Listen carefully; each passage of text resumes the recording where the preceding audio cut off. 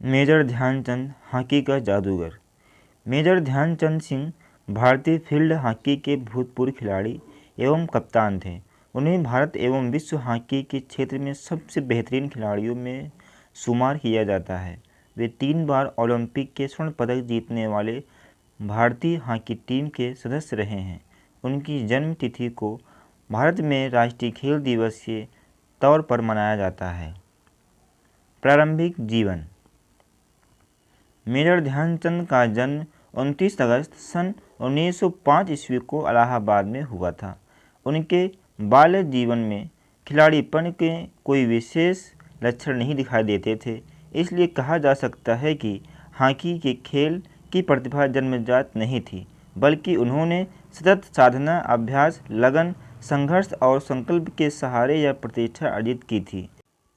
साधारण शिक्षा प्राप्त करने के बाद 16 वर्ष की अवस्था में 1922 ईस्वी में दिल्ली में प्रथम ब्राह्मण रेजिमेंट में सेना में एक साधारण सिपाही की हैसियत से भर्ती हो गए। जब फर्स्ट ब्राह्मण रेजिमेंट में भर्ती हुए उस समय तक उनके मन में हॉकी के प्रति कोई विशेष दिलचस्पी या रुचि नहीं थी। ध्यानचंद को हॉकी खेलने के लिए प्रेरित करने का श्रेय रेजिमेंट के एक सूबेदार मेजर तिवारी को है। मेजर तिवारी स्वयं भी प्रेमी और खिलाड़ी थे। उनकी देख रेख में ध्यानचंद हॉकी खेलने लगे। देखते ही देखते वह दुनिया के एक महान खिलाड़ी बन गए।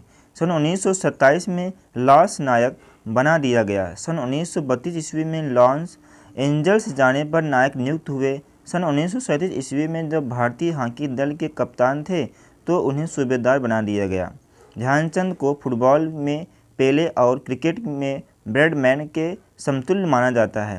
गेंद इस कदर उनकी स्टिक से चिपकी रहती कि प्रतिद्वंदी खिलाड़ी को अक्सर आशंका होती थी वह जादुई स्टिक से खेल रहे हैं। यहाँ तक हॉलैंड में उनकी हॉकी स्टिक में चुंबक होने की आशंका में उनकी स्टिक तोड़कर देखी गई थी। जापान में ध्यानचंद की हॉकी स्टिक से जिस तरह गेंद चिपकी रहती थी उसे देखकर उनकी हॉकी स्टिक में गोंद होने की बात कही गई। ध्यानचंद की हॉकी की कलाकारी के जितने किस्से हैं उतने शायद ही दुनिया के किसी अन्य खिलाड़ी के बाबत सुने गए हों। उनकी हॉकी की कलाकारी देखकर हॉकी के मुरीद तो वाह वाह कर ही उठते थे, बल्कि प्रतिद्वंदी टीम के खिलाड़ी भी अपनी सुध-बुध खोकर उनकी कलाकारी को देखने में मशगूल हो जाते थे। उनकी कलाकारी से मोहित होकर ही जर्मनी की रुडोल्फ हिटलर शरीखे जिट्टी सम्राट ने अपनी जर्मनी के लिए खेलने की पेशकश कर दी थी, लेकिन ध्यानचंद ने हमेशा भारत के लिए खेलना ही सबसे बड़ा गौरव समझा। 1936 के बर्लिन ओलंपिक में उनके साथ खेले और बाद में पाकिस्तान के कप्तान बने INS द्वारा ने वर्ल्ड हॉकी मैगजीन के एक अंक में लिखा था, ध्यान के पास कभी भी तेज़ गति नहीं थी, बल्कि वो धीमा ही दौड़ते थे, लेकिन उनके पास गैप को पहचानने की जगह की क्षमता थी। बाएं फ्लैग में उनके भाई रूप सिंह और दाएं फ्लैग में मुझे उनके बॉल डिस्ट्रीब्यूशन का बहुत फ़ायदा मिला। डी में घुसने के बाद वो इतनी तेज़ और ताकत से शॉट लगाते थे कि दुनिया के बेहतरीन से बेहतरीन गोलकीपर के लिए भी कोई मौका नहीं रहता था, लेकिन उनकी असली प्रतिभा उनके दिमाग में थी। वो उस ढंग से हॉकी के मैदान को देख सकते थे जैसे शतरंज की खिलाड़ी चेस बोर्ड को देखता है। उनको बिना देखे ही पता होता था कि मैदान के किस हिस्से में उनकी टीम के खिलाड़ी और प्रतिद्वंदी मूव कर रहे हैं। 1947 के पूर्वी अफ्रीका के दौरे के दौरान उन्होंने KD सिंह बाबू को गेंद पास करने के बाद अपने ही गोल की तरफ अपना मुंह मोड़ लिया और बाबू की तरफ देखा तक नहीं।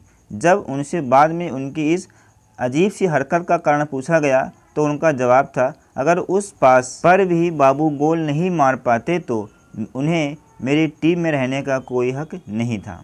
मेजर ध्यानचंद को तेज़ी से गोल करने और 3 बार ओलंपिक में गोल्ड मेडल लाने के लिए जाना जाता है।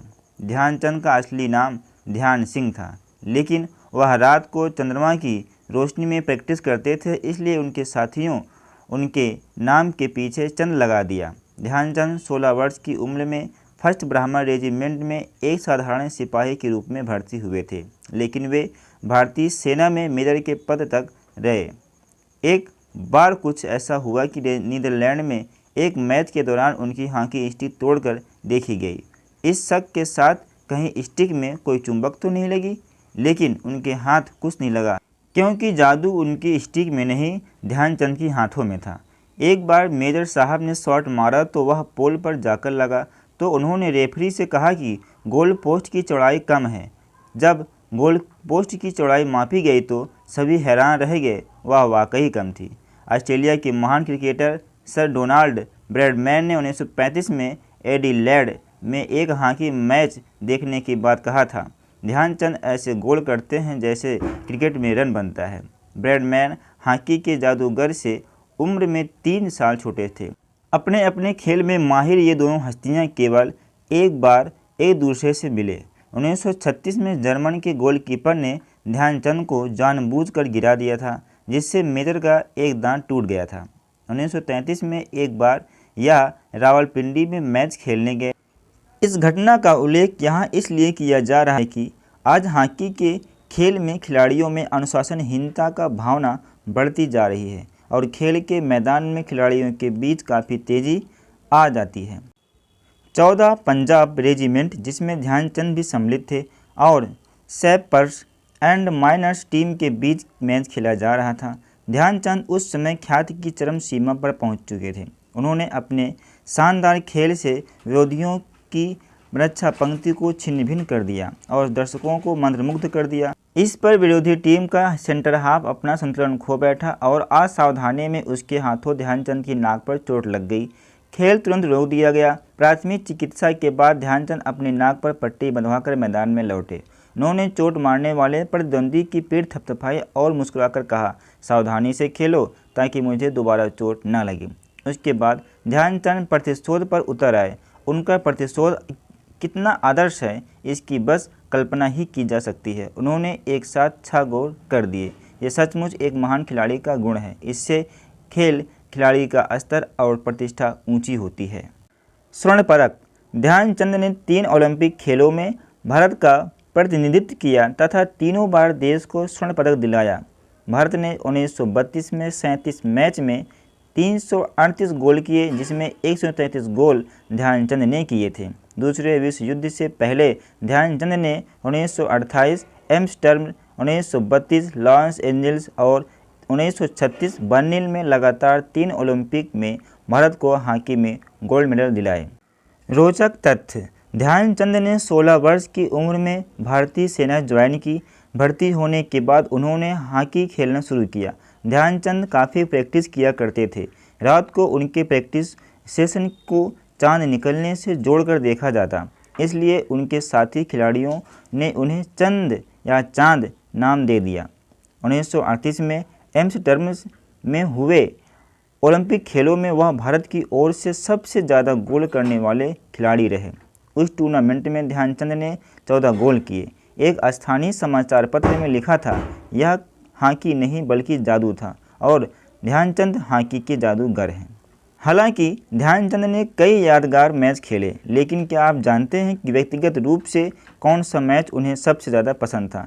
ध्यानचंद ने बताया कि 1933 में कलकत्ता कस्टम्स और झांसी हीरोज के बीच खेला गया बिग 10 क्लब फाइनल उनका सबसे ज़्यादा पसंदीदा मुकाबला था। 1932 के ओलंपिक फाइनल में भारत ने संयुक्त राष्ट्र अमेरिका को 24-1 से हराया था। उस मैच में ध्यानचंद ने 8 गोल किए थे। उनके भाई रूप सिंह ने 10 गोल किए थे। उस टूर्नामेंट में भारत की ओर से किए गए 35 गोलों में से 25 ध्यानचंद और उनके भाई ने किए थे।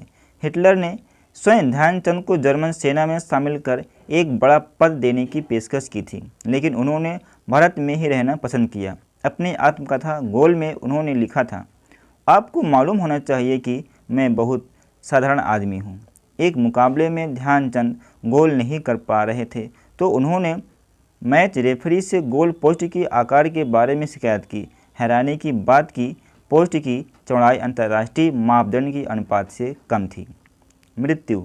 हॉकी के क्षेत्र में प्रतिष्ठित सेंटर फॉरवर्ड खिलाड़ी ध्यानचंद ने 42 वर्ष की उम्र तक हॉकी खेलने के बाद वर्ष 1948 में हॉकी से संन्यास ग्रहण कर लिया। कैंसर जैसी लंबी बीमारी को झेलते हुए वर्ष 1979 में मेजर ध्यानचंद का देहांत हो गया।